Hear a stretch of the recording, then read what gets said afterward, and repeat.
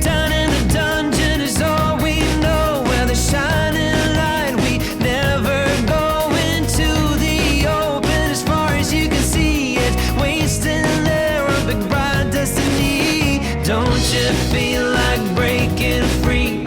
Open your eyes, embrace what you see now. Don't you feel like cutting loose? Yeah, cutting loose, cutting loose. I'm alive,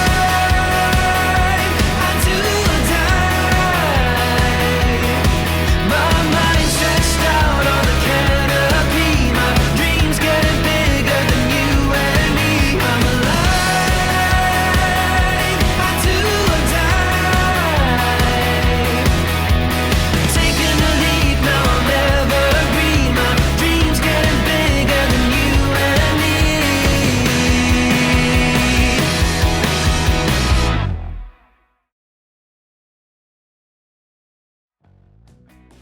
Today we have a 2023 Mini Countryman. For those of you who are unfamiliar with Mini's lineup, the Countryman is a subcompact SUV and, as of now, the only crossover offered by the British manufacturer. The 2023 model year marks a debut of a limited Untamed Edition that you see here, which includes this Momentum Grey metallic paint, all-4 style exterior trim, unique wheels, and piano black exterior details. Now, the Countryman has 4 powertrain options: a 134 horsepower 1.5-liter turbo 3-cylinder, 189 horsepower 2-liter turbo inline-4, 221 horsepower plug-in hybrid offering up to 18 miles of electric range, and a top-of-the-line 301 horsepower 2-liter turbo 4.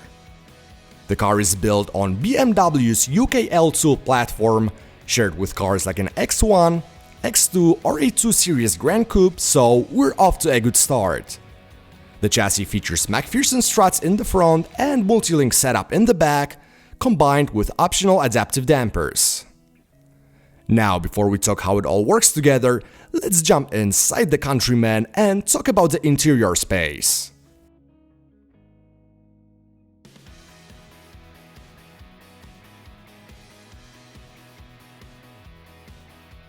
The interior of the Countryman cannot be mistaken with any other car. Typically for Mini, many elements have rounded shape and it feels very refreshing to be in a cabin that doesn't feel generic. You can tell that the designers put a lot of attention to detail to make the interior feel very special, and kudos to them for that. The quality isn't necessarily top-notch, but you do get some premium flares. Materials used inside are acceptable at this price point and everything is well put together. The technology has been basically carried over from BMW. The infotainment system is a previous generation of iDrive, which means you can control it either via a touchscreen or a controller placed in the center console. Now, I'm one of the few people who actually have no issues with iDrive, and for me, it works well. There is a little bit of learning curve, but once you get used to it, you will find it relatively easy to operate, and a clean graphical interface helps with that. Wireless Apple CarPlay is standard, and if you opt for the iconic trim, you will also get a wireless charger among other features.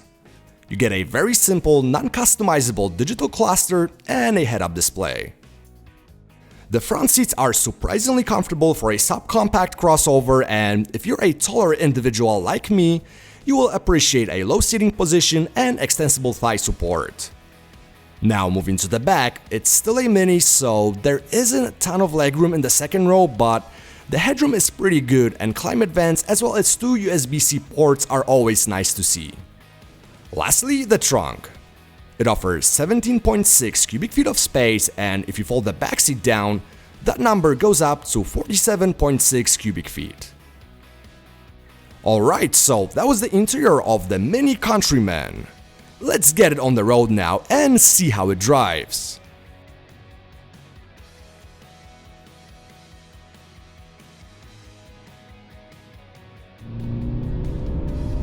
Minis have always been associated with a go-kart-like driving characteristics, so is that the case with the Countryman? Well, not really. It's a crossover, so what you get in the first place is a well-balanced chassis with great damping and reasonable driving dynamics. Since the Countryman is an SUV, it's not as fun to drive as a smaller two-door coupe. However, the adaptive dampers, which stiffen up in sport mode, help with eliminating some body roll, and the Countryman retains a little bit of classic Mini character, feeling nimble and being engaging to drive on curvy back roads. Now, the Cooper S variant that I tested is powered by BMW's B48, which means it's a 2-liter turbocharged 4-cylinder making 189 horsepower and 207 pound-feet of torque, available at just 1300 RPM. It's no secret that BMW makes one of the best turbo 4s, and the one in the Countryman only proves that. The tuning is excellent, resulting in smooth power delivery, and even though the car isn't crazy fast, it feels quicker than the numbers suggest. The all-wheel drive model gets an 8-speed conventional automatic that, again, typically for a BMW product has been tuned well, and its logic in automatic mode is great. Fuel economy? During my week with the Countryman, I averaged 22 miles per gallon in the city, 33 on highway, and 26 combined. Now, when it comes to driver assist features, the Countryman comes standard with a forward collision warning with automatic braking, lane departure warning, traffic sign recognition, and rear parking sensors. Sadly, blind spot monitoring and rear cross traffic alert are not available, which I think is a joke, especially considering that most mainstream SUVs or crossovers have it as standard. So, that was the Mini Countryman. With everything we covered, let's jump to the conclusion.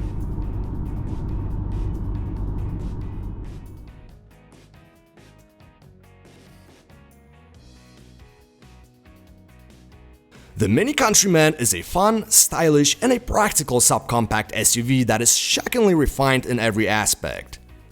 Despite the brand's perception, it feels like a legitimate entry-level luxury product that is pricey, but if you're looking for something that will distinguish you from the crowd and has a character that many SUVs don't, maybe besides a Bronco Sport, that's your only option. Pricing starts at $32,650 for a base, front-wheel drive Cooper, and an all-wheel drive is a $1,500 option for a 3-cylinder and $2,100 for a more powerful Cooper S. My fully loaded tester in iconic trim with a special Untamed Edition package was priced at $45,250. It's worth noting that when you purchase or lease the Countryman, you get free maintenance for the first 3 years or 36,000 miles, whichever comes first, and the car is covered by a 4-year, 50,000-mile bumper-to-bumper warranty. If you have any questions about the Countryman, feel free to drop a comment and I'll do my best to answer them. Thanks so much for watching, and I'll catch you later.